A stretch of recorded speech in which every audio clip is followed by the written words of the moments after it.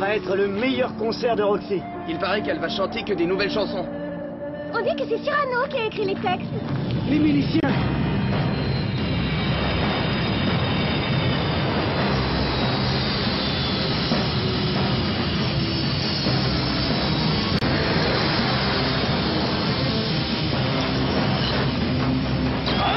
Restez où vous êtes! Tournez-vous! Qu'est-ce qu'on a fait?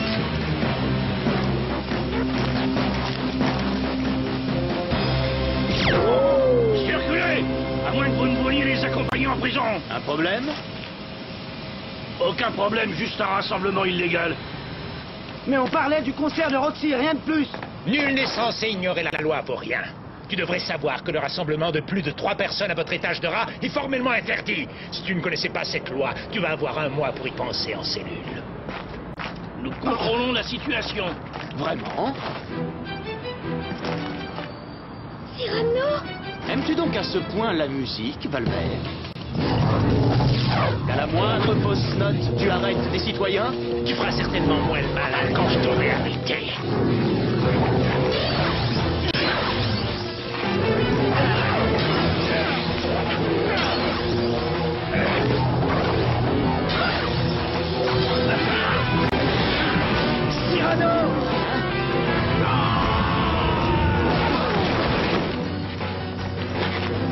Le derrière est ouverte. Le derrière est ouverte.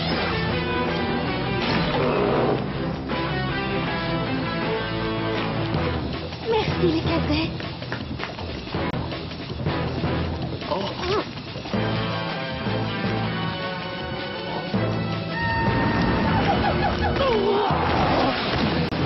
Vous croyez pouvoir vous payer la dette, mais Cyrano, tu finiras par t'y casser le nez. N'as-tu donc aucune pitié, bandit, pour un tel symbole de force et de poésie? Ton nez. Laisse-moi rire. N'importe qui vendrait son âme pour en changer. Voilà bien le problème, Valvert. Moi, je ne sais pas être n'importe qui. Un bon réalignement et tu seras rapidement moins que n'importe qui. Encore faudrait-il m'attraper?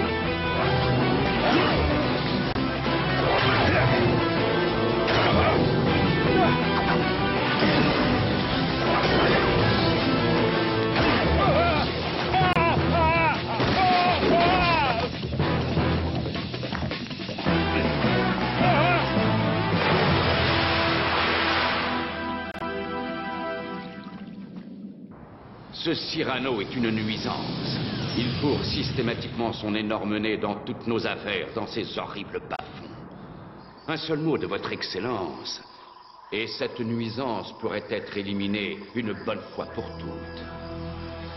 Ensuite, cet infâme Cyrano ne serait plus alors qu'un vague mauvais souvenir. Un vague mauvais souvenir qui pourrait bien faire échouer tous nos projets. Non, je regrette. Je vous l'ai déjà dit. Vivant, Cyrano n'est qu'un rebelle de plus. Il finira par échouer un jour ou l'autre. Mort, il ne tarderait pas à devenir un mythe invincible. Un personnage comme Cyrano n'existe aujourd'hui que grâce à sa légende. On dit de lui qu'il est courageux, incorruptible, généreux. Les jeunes admirent son panache et sa verve. C'est tout cela que nous devons détruire. C'est ensuite qu'il ne sera plus rien.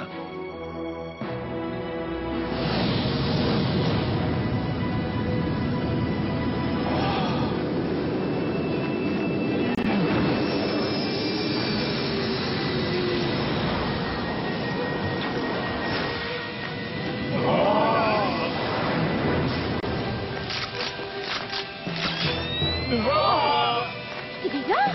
Je ne comprends pas pourquoi les miliciens nous obligent à assister au concert de Roxy. Ils doivent avoir une idée derrière la tête. Reste tranquille.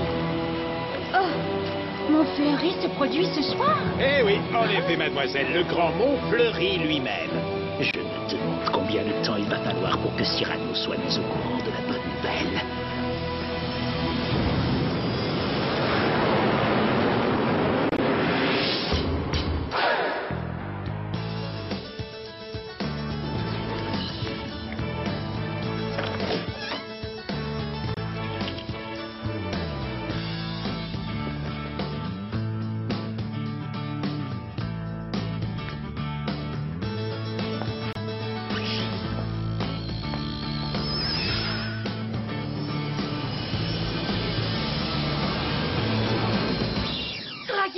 Ne crains rien, ma Mélanie. Je suis là. Des problèmes, Mélanie? Non, pas encore. Mais ça ne va pas tarder. Regarde. Montfleury, ce faux poète, ce traître. C'est un piège. Ils veulent te faire sortir du trou. Laisse-moi y aller à ta place. Moi, je ne les intéresse pas. Je pourrais m'en sortir. Non, c'est à moi d'y aller. Rien ne saurait m'arrêter. Tu es fou. C'est impossible. Impossible n'est pas Cyrano, et tu le sais. Je suppose que ça ne sert à rien d'essayer de te faire entendre raison. Bon, allons-y. Le concert va commencer. Très bien. J'irai donc seul, comme ça au moins, Roxy saura sur qui elle peut vraiment compter. Cyrano, attends-moi. Bon, si je comprends bien, je n'ai plus qu'à réunir les cadets.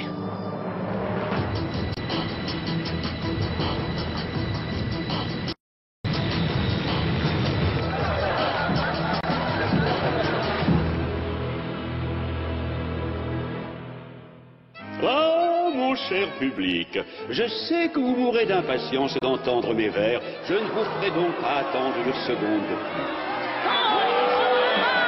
Tenez-vous tranquille tous autant que vous êtes. Vous allez écouter ma poésie. Ou je vous envoie des miliciens vous chauffer les oreilles. Parfait, voilà qui est mieux. On commence par un extrait de ma toute dernière œuvre, Ode au Premier ministre.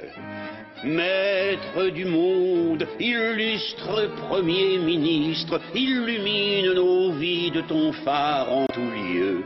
Heureux ceux qui vivent sous ton joug, triche Dieu. Oh! Revoilà Montfleury, paradant sur scène. J'avais pourtant ordonné à ce cochon de ne plus jamais exhiber son bedon. Faudra-t-il que mon épée le lui rappelle et que pour cela je sois contraint de le découper en rondelles?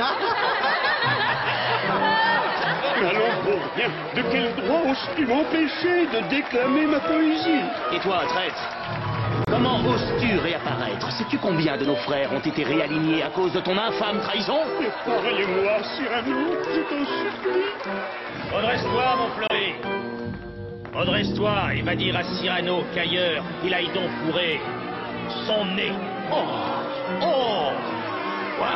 Non! C'est curieux, mais mon sabre ressent un urgent besoin de se battre. Pauvre clown grotesque, bouffon ridicule. Enchanté. Et moi, Cyrano Savinien Hercule de Bergerac, surnommé par le tien Cyrano 2022. Ton nez, il est très très grand. Certes, il est très grand. C'est tout? Oh non, c'est un peu court, jeune homme. Vois-tu, c'est à ce livre trouvé dans mon berceau que je dois mon nom. C'est mon porte-bonheur et mon maître à penser. En variant le ton, par exemple. Agression. Moi, monsieur, si j'avais un tel nez, il faudrait sur le champ que je me l'amputasse. Amical, mais il doit tremper dans votre tasse. Pour boire, faites-vous fabriquer un hanap. Descriptif. C'est un roc. C'est un pic. C'est un cap. Que dis-je, c'est un cap. C'est une péninsule. Plus pâle qu'au pied du tombeau que tu recules.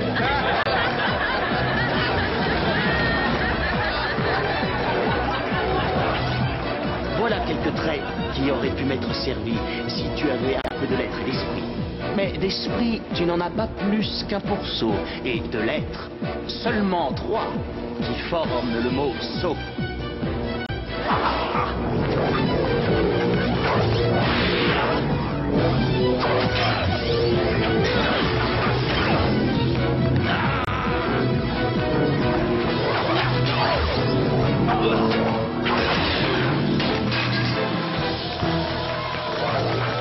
Une ruse de lâche. Et comme tous les lâches, ils courent vite. Quant à toi, Montfleury... Ouh. Et maintenant, les amis, voici celle que nous attendons tous, la seule et l'unique, Roxy!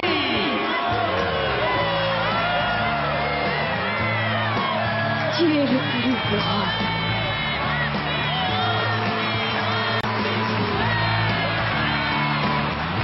Ça crève les yeux. Quoi? Que tu l'aimes. C'est vrai, tu as raison. Mais tu saignes, tu es blessé. ni égratignure. Et surtout, tu sais bien que rien ne pourrait m'empêcher d'entendre chanter Roxy.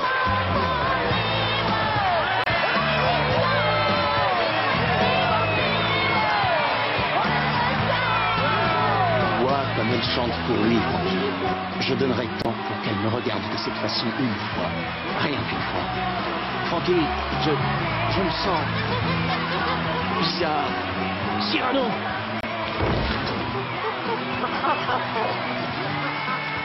Frankie, reviens ici!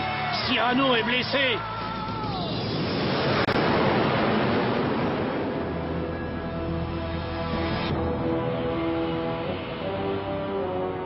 Remerciez Kata. Sa mission est définitivement terminée. Mettez-vous au travail immédiatement, professeur.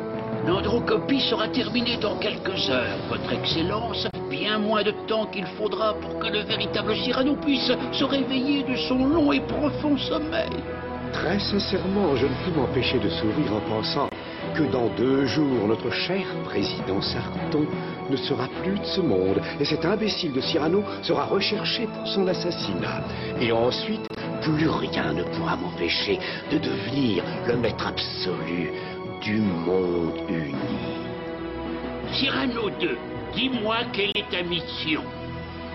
Je dois assassiner publiquement le président Sarton pendant sa conférence de presse demain. Parfait. Parfait. Un dangereux rebelle assassine le très populaire président Sarton. D'une pierre, 2 coups. Je suis impatient de lire les nouvelles de demain.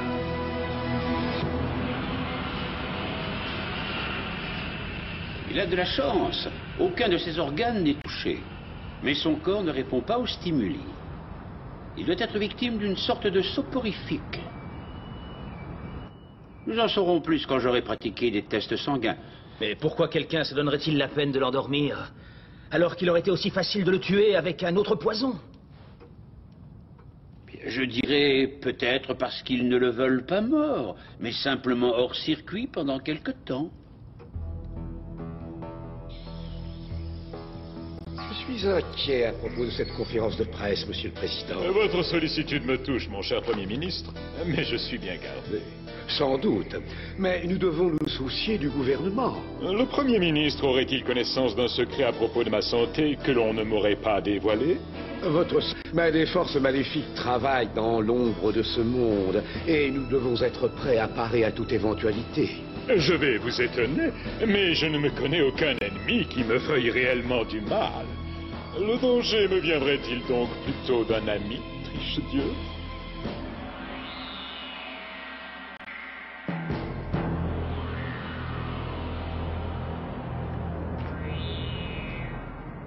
Cet antidote devrait le ranimer. Je suis venue dès que j'ai pu m'échapper.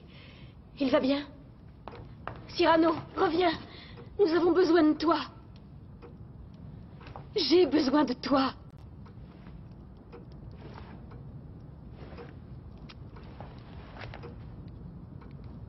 Que s'est-il passé? On a voulu t'éliminer, on t'a administré un soporifique. Ah, Frankie, te revoilà enfin, garnement. Il s'est enfui quand tu t'es évanoui. C'était comme si quelqu'un l'appelait. Que se passe-t-il, Frankie? Encore un de ces messages mystérieux? Moi? Assassiner le président Sarton? Mais ça n'a pas de sens! Non, non, ce n'est pas moi, c'est quelqu'un qui me ressemble. Quelqu'un qui me ressemble trait pour trait. Une androcopie. Cela expliquerait pourquoi ton adversaire a seulement cherché à te blesser. Cela explique aussi le soporifique. Ils veulent me tenir hors de leur route pour qu'ils puissent commettre cet assassinat. Ça, c'est du Triche-Dieu grand cru. Le problème, c'est qu'on ne sait pas quand, Cyrano. Oh, demain matin, le président donne sa conférence de presse mensuelle. C'est là-bas qu'ils vont frapper. Roxy a raison. Et de cette manière, la Terre entière pourra témoigner que je suis l'assassin de l'homme le plus populaire du monde. Chris et moi irons avec toi au niveau supérieur pour tenter de prévenir le président Sarton. Toi, Raggy, mène Frankie à la résidence de Triche-Dieu. Il pourra peut-être y apprendre quelque chose. Et moi? Toi, tu restes là. Quelqu'un doit pouvoir continuer notre lutte si je ne revenais pas. Il est temps de se séparer. Tu as pris assez de risques. ton patron pourrait te chercher. Les Overcraft attendent à l'endroit habituel avec Identipass. Faites attention. Merci, Roxy. Sans toi, nous ne pourrions rien. Chris, allons-y. Chris, viens. Bien sûr, pardon. J'arrive. Prends bien soin de lui.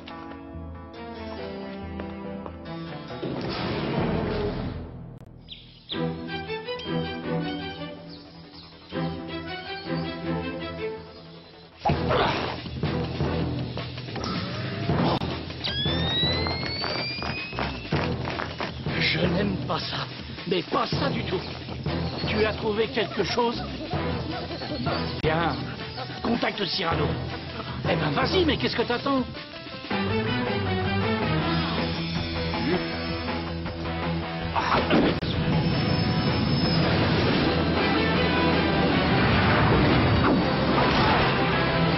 Parfaite synchronisation.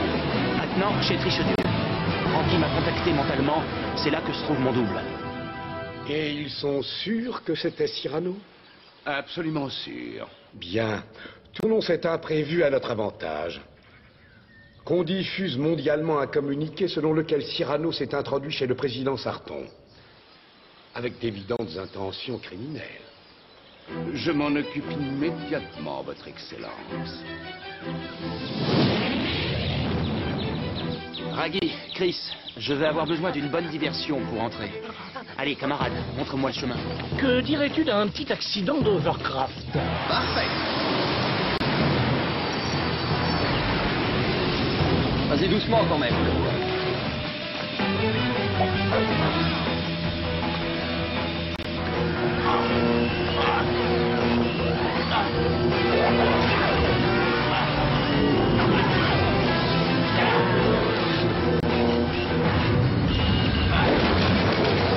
Ma foi, tu me sembles une honnête copie de l'original. Voyons si tu en maîtrises aussi bien l'épée.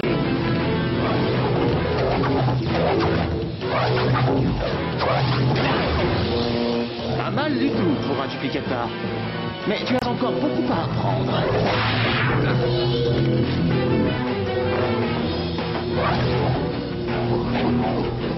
Attends, Frankie.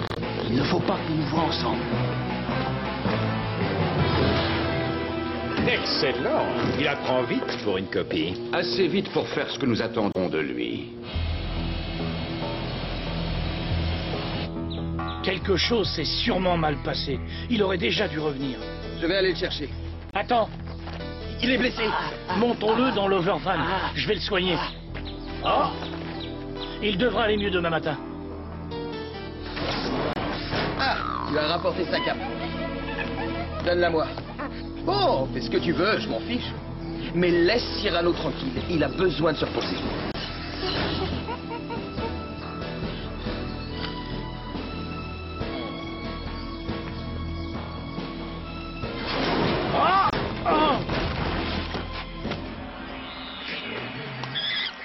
Hein? Raggy, ça va? Oui. Je ne sais pas ce qu'il lui a appris. Jamais il ne m'a fait ça. Par Mercure, c'est donc ça que Frankie essayait de nous dire. Le blessé, ce n'était pas Cyrano. C'était l'androcopie. L'androcopie? Ce passe ne vous autorise pas à entrer dans le domaine du président. Dégagez d'ici et vite.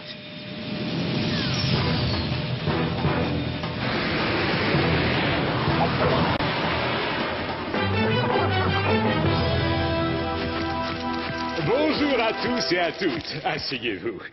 J'ai le plaisir aujourd'hui de vous annoncer que la population mondiale a atteint 20 milliards d'individus ce mois-ci. Et grâce aux efforts du gouvernement, tout le monde mangera à sa faim. C'est une grande victoire pour l'humanité. Nous avons en effet été capables de produire suffisamment pour que le monde actuel puisse s'épanouir sans craindre le spectre de la famine.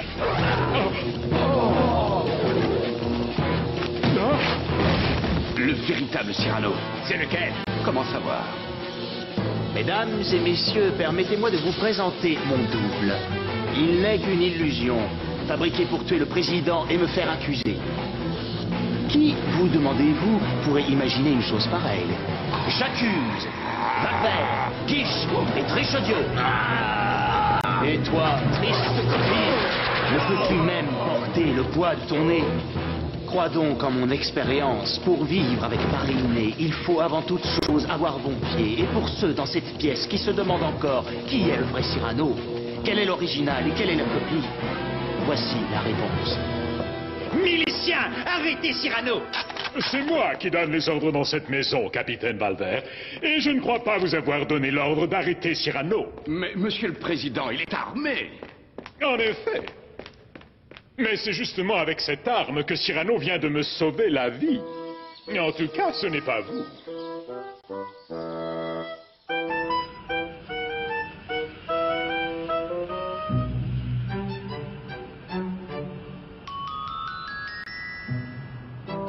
Le cabinet du Premier ministre nie avoir eu connaissance d'une androcopie de Cyrano 2022. Les services du ministère de la police des bas-fonds ont réussi à déterminer qu'une bande rivale de Cyrano était à l'origine de ce qui aurait pu coûter la vie au président. J'espère que mon gâteau ne sera pas aussi difficile à avaler que cette histoire-là. Ça, c'est à vérifier. C'est exactement ce que j'allais dire.